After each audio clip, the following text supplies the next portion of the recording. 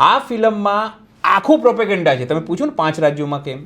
જો સરકાર તમામ ક્ષેત્રે નિષ્ફળ છે, તમને સારી હોસ્પિટલ ના આપી શકે, તમને સારું એજ્યુકેશન સિસ્ટમ નહીં આપી શકતી, કાયદો વ્યવસ્થા સારી નથી આપી શકતી, ક્યારે પણ તમને એને લૂંટી જાય, ક્યારે પણ તમે એટલે ગોલ શિફ્ટ કરવાનો, લોકોના દિમાગમાં તમામ વસ્તુઓ કરવાની જે વસ્તુઓ છે ને એ આ આખી ફિલ્મ જે છે પ્રોપેગેન્ડા આપણને દેખાય છે. કારણ કે આ બધું મિક્સચર છે.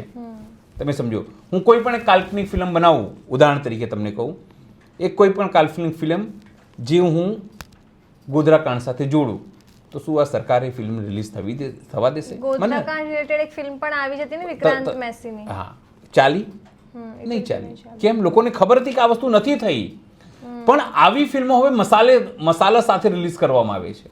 એટલા માટે એ ફિલ્મને સરકાર, સત્તા પક્ષના લોકો હિટ કરાવે છે, જાણી જોઈને. હું તમને કહું, ફંડ્સ આવતું હશે. હા, બિલકુલ અબજો રૂપિયાનો ફંડ છે. અત્યારે દેશમાં સૌથી અમીર પાર્ટી હોય તો તે ભારતીય જનતા પાર્ટી. ભારતીય જનતા પાર્ટીના મુખ્ય નેતાઓ, ભારતીય જનતા પાર્ટીના કાર્યકર્તાઓ, બુડ કાર્યકર્તાઓ નહીં, પણ જે થોડા દલાલ ટાઈપના કે એજન્ટ ટાઈપના કાર્યકર્તાઓ છે, એ લોકો આ ફિલ્મને, જો ભાઈ હું વ્યક્તિગત એવું માનું છું કે જો તમારે લોકો સુધી આ ફિલ્મ પહોંચાડવાની જ છે તો યુટ્યુબ પર રિલીઝ કરો તો લોકો જોઈ લેશે.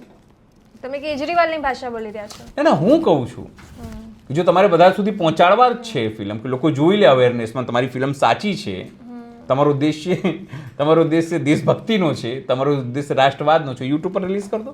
અમને ગમશે તો જોઈશું, નહીં ગમે તો કોઈ વાંધો નહીં.